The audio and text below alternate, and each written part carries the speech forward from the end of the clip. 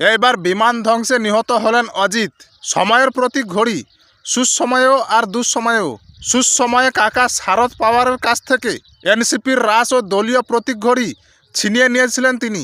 দুঃসময়ে তার দগ্ধ দেহ শনাক্ত করতে হলো হাতঘড়ি দেখেই। তিনি মহারাষ্ট্রের উপপ্রধানমন্ত্রী অজিত পাওয়ার অনুগামীদের অত্যন্ত কাছের অজিত দাদা, যে বারামতি থেকে 7বার বিধায়ক নির্বাচিত হয়েছিলেন। বুধবার সকালে সেখানেই বিমান দুর্ঘটনায় মৃত্যু হয়েছে 66 বছর বয়সী এই এনসিপির নেতা। এমন এক সময় দুর্ঘটনা যখন রাজনৈতিক বিবাদ ভুলে ফের এক হওয়ার চেষ্টা করেছিল পাওয়ার পরিবার। এমনকি সদ্য পুনে ও পিম্পরি চিঙ্গরওয়ারের পুরো ভোটে হাত মিলি এই লড়ে শারদ অজিত দুই বিবাদমান গোষ্ঠী। 5 দিন আগে উদ্ধতপন্থী শিবসেনা নেতা সঞ্জয় রাউত দাবি করেছিলেন বিজেপির সঙ্গ ছেড়ে শরদের কাছেই ফিরছেন অজিত। ফলে আচমকা তার মৃত্যুর নিরপেক্ষ তদন্তের দাবি উঠছে।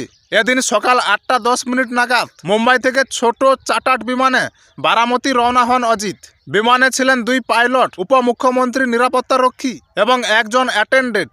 8 ঘন্টা পর অবতরণের ঠিক আগে বারামতির এটিসিকে দৃশ্যমানতা কম থাকার কথা জানায় পাইলট। পরে অবশ্য বলেন রানওয়ে দেখা যাচ্ছে, সেই শেষ, আর তার সঙ্গে যোগাযোগ করা যায়নি।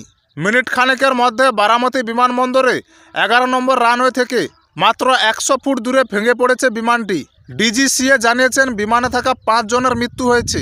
এক প্রত্যক্ষদর্শীর দাবি, বিমানটি পড়ে যাওয়ার সঙ্গে সঙ্গে আগুনের বিশাল গোলা দেখা যায়। এরপর 4 থেকে 5টি বিস্ফোরণ। যাত্রীদের উদ্ধারের চেষ্টা করা হলেও আগুনের কারণে তা সম্ভব হয়ে ওঠেনি, কারণ পুড়িয়ে দলা পাকিয়ে গিয়েছিল বিমানের ধাতব অংশগুলি। সংসদ বাজেট অধিবেশন শুরুর দিনেই এমন অঘটনে শোকের ছায়া নেমে এসেছে পাওয়ার পরিবারে।